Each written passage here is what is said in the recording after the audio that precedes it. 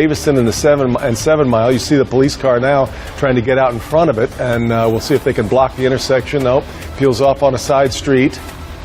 And I wish I could tell you exactly at this point what it is that started all this chase, Kim. We don't exactly know what the situation was surrounding why the police are in pursuit to begin with. Yeah, we don't know. And I'm trying to figure out, it looks like it's a residential type area here. We're seeing, you know, houses and so forth, a car. It's hard to tell from that vantage point how fast it's going. But, okay, here we go. Looks like we're turning onto is and that going the wrong way now. Oh, boy. That's so dangerous.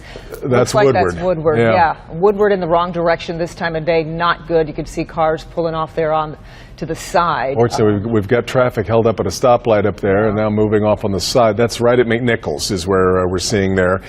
This is such a dangerous situation for police in trying to decide whether this is worth the chase, worth the pursuit. And again, this goes back to we don't know exactly what started all this, but so many of these things often involve an innocent bystander, an innocent driver just happening to be in the wrong place at the wrong time.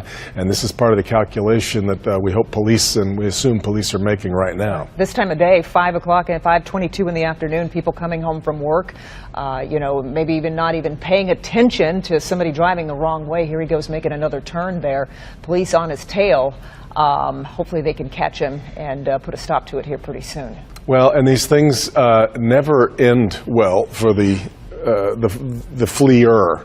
You have to imagine at a certain point it just becomes obvious you never see anybody get away, especially given the cameras that are in the sky like this one, like Sky 4.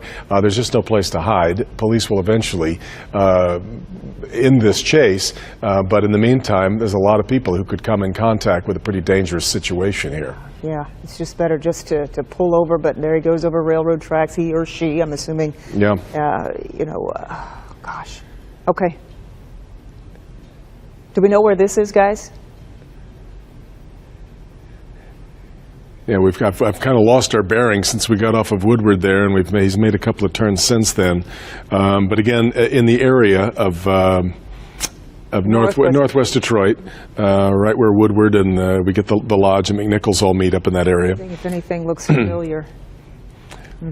Okay, we're on 7 Mile now, I understand, west of I-75.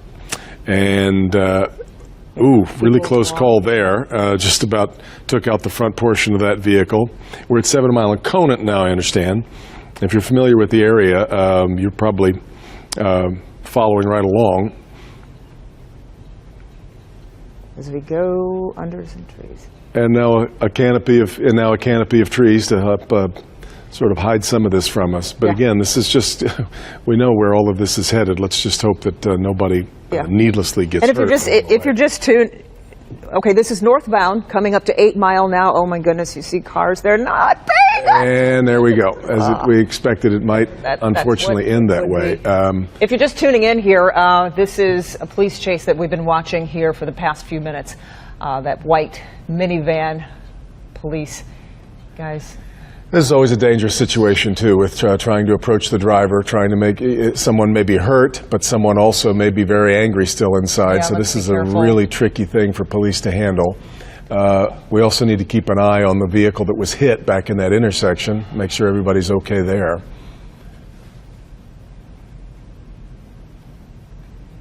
Yeah, so this all started just, we've been following here for the last, 5 minutes or so, police chasing this white minivan. We don't know why this all came about, but we've watched it here go all around Northwest Detroit.